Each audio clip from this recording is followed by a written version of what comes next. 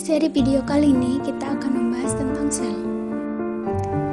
Sejak pertama kali ditemukan pada tahun 1665, para ilmuwan telah merumuskan berbagai macam teori dan konsep tentang sel. Beberapa di antaranya yaitu: 1. Semua makhluk hidup disusun oleh satu sel atau lebih. Ada makhluk hidup yang memiliki satu sel dan ada yang terdiri dari banyak sel. Makhluk hidup yang memiliki satu sel disebut uniseluler, sedangkan yang terdiri dari banyak sel disebut multiseluler. Kedua, yaitu sel merupakan unit kehidupan yang terkecil.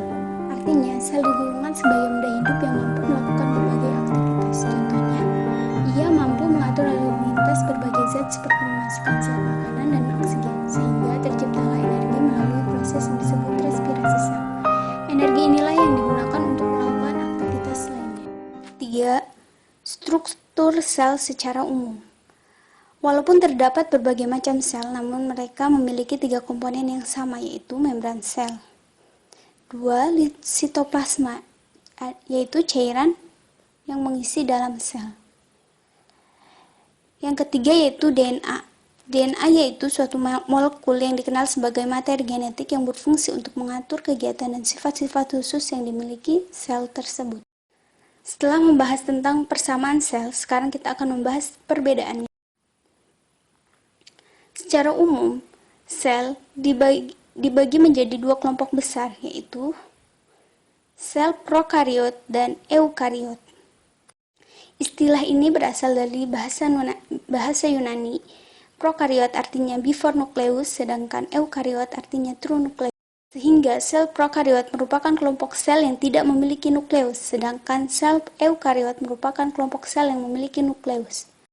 Nukleus merupakan struktur besar yang dilapisi membran. Ia terletak di tengah sel yang berfungsi untuk membungkus DNA. Sementara itu, DNA pada sel prokariot tidak dibungkus oleh apapun, hanya melayang-layang di sitoplasma. Sekumpulan DNA pada sel prokariot ini disebut nukleus, yaitu bentukan yang mirip nukleus. Selain nukleus, di dalam sel eukariot terdapat berbagai macam struktur bermembran lainnya yang disebut organela, sehingga menciptakan berbagai macam ruangan terpisah. Sedangkan pada prokariot, struktur sel jauh lebih sederhana, hanya berupa ruangan besar yang tidak memiliki kamar-kamar tersendiri. Selain itu, sel eukariot jauh lebih besar dibandingkan sel prokariot. Sekarang kita beralih ke bagian-bagian sel.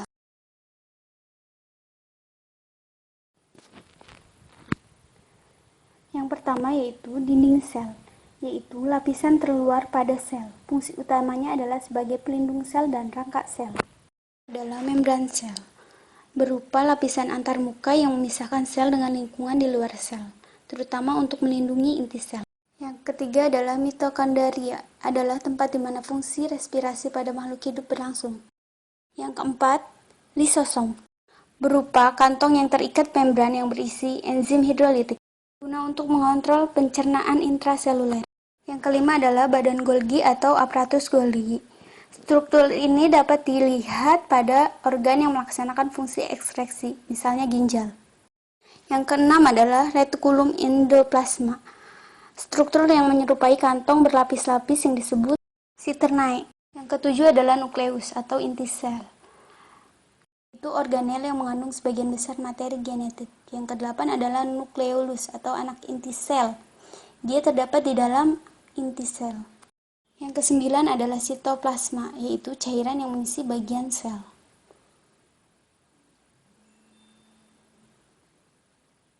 Terima kasih.